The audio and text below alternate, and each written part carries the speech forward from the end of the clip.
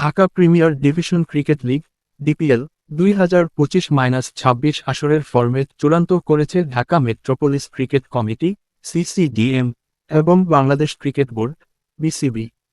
নতুন সিদ্ধান্ত অনুযায়ী এবারের মৌসুমে সুপার লিগ ও অবনমন রেলিগেশন লিগ পর্ব বাতিল করা হয়েছে। 66 ম্যাচের সিঙ্গেল লিগের টুর্নামেন্ট হবে এবার।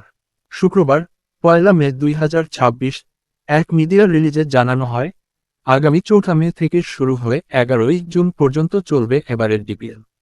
মোট 6টি ভেন্যুতে ম্যাচগুলো অনুষ্ঠিত হবে। নতুন ফরম্যাট অনুযায়ী এবার পুরো টুর্নামেন্ট হবে সিঙ্গেল লিগ পদ্ধতিতে, অর্থাৎ প্রতিটি দল একে অপরের বিপক্ষে একবার করে খেলবে। মৌসুম শেষে পয়েন্ট টেবিলের শীর্ষে থাকা দলকে চ্যাম্পিয়ন ঘোষণা করা হবে এবং দ্বিতীয় স্থানে থাকা দল হবে রানার্স আপ। অন্যদিকে পয়েন্ট টেবিলের নিচের দুটি দলকে অবনমিত হয়ে ঢাকা ফার্স্ট ডিভিশন ক্রিকেট লিগে নেমে যেতে হবে। অনাকাঙ্ক্ষিত পরিস্থিতিতে ম্যাচ সম্পন্ন করার জন্য রাখা হয়েছে রিজার্ভ ডে।